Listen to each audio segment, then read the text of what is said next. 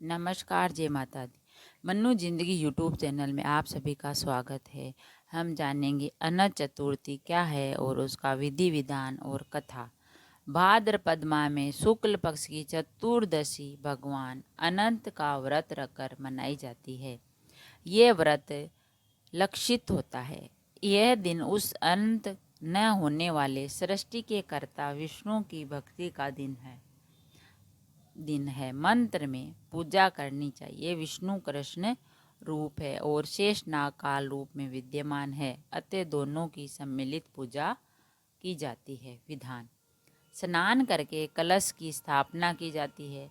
कलश पर अष्टदल कमल के समान बने बर्तन में कुशा से निर्मित अनंत भगवान की स्थापना की जाती है। उसके समीप 14 गांठ लगाकर हल्दी के रंगे कच्चे डोरे को रखें और गंध, अक्षत, पुष्प, धूप, दीप आदि से पूजन करें। अनंत भगवान का ध्यान कर शुद्ध अनंत को अपनी दाईं भुजा में बांधना चाहिए। यह धागा अनंत फल देने वाला होता है। अनंत की 14 गांठें 14 लोकों का प्रतीक होती है। उनमें अनंत भगवान विद्यमान होते हैं।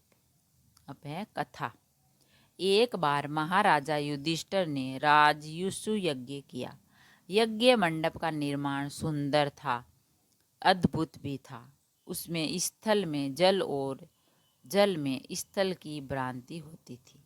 यज्ञ मंडप की शोभा निहारते निहारते दुर्योधन एक जगह को स्थल समझकर कुंड में जा गिरा। द्रौपदी ने उसका उपहास उड़ाते हुए कहा, अंधे की संतान भी अंधी। यह बात उसके हृदय में बाण की तरह चुभ गई। कुछ दिनों बाद इसका बदला लेने के लिए पांडवों को हस्तिनापुर बुलाकर धूत क्रीड़ा में छल से परास्त किया। परास्त होकर पांडवों को 12 वर्ष का वनवास भोगना पड़ा। वन में रहते हुए पांडवों को अनेक कष्टों का सहना पड़ा। एक दिन वन में युधिष्ठिर से मिलने भगवान श्री कृष्ण आए। युधिष्ठिर ने उनसे सब वृतांत कह सुनाया और उसे दूर करने का उपाय पूछा। तब कृष्ण ने उन्हें भगवान अनंत का व्रत करने को कहा। इससे तुम्हारा खोया हुआ राज्य भी प्राप्त हो जाएगा। इसके बाद श्री कृष्ण ने युधिष्ठिर को एक कथा सुनाई।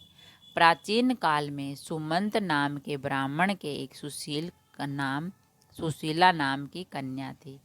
बड़ी होने पर ब्राह्मण ने सुशीला का विवाह कौंडिल्य ऋषि से कर दिया।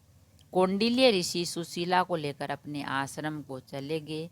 रास्ते में रात हो जाने पर वे नदी तट पर संध्या करने लगे। सुशीला ने वहां पर बहुत सी स्त्रियों को किसी देवता की पूजा करते देखा। सुशीला के पूछने पर उन्होंने विधि पूर्वक अनंत व्रत की महत्ता बताई। सुशीला ने वहीं उस व्रत का अनुष्ठान करके 14 गांठों वाला डोरा हाथ में बांध लिया और अपने पति के पास आ गई। कौंडिल्य ऋषि ने सुशीला से हाथ में बंधे धागे के बारे में पूछा तो उसने सारी बात समझा दी। कौंडिल्य सुशीला की बातों से अप्रसन्न हो गए तथा उसके हाथ में बंधे डोरे को अग्नि में डाल दिया। ये अनंत भगवान का अपमान था। कौंडिल्य ऋषि की सुख संपत्ति नष्ट हो गई। सुशीला ने इसका कारण डोरे की जलने की बात दोहराई। उसके पश्चात ऋषि भगवान अनंत की खोज में वन में चले गए। जब वे भटकते भटकते निराश होकर गिर पड़े और बेहोश हो गए तो भगवान अनंत दर्शन देकर बोले, हे कौंडिल्य, मेरे अपमान के कारण ही तुम्हारे ऊपर यह मुसीबत का पहाड़ टूटा है। तुम्हारे पश्चाताप के कारण मैं प्रसन्न हूँ। आश्रम जाकर 14 वर्ष तक विधि विधान पूर्वक अनंत व्रत करो, तुम्हारे सारे कष्ट दूर हो जाएंगे। कौंडिल्य ने वैसा ही किया। उन्हें सारे कष्टों से मुक्ति मिल गई। श्री कृष्ण की आज्ञा मानकर युधिष्ठिर ने अनंत भगवान का व्रत किया, जिसके प्रभाव से पांडवों को महाभारत युद्ध में विजय प्राप्त हुई।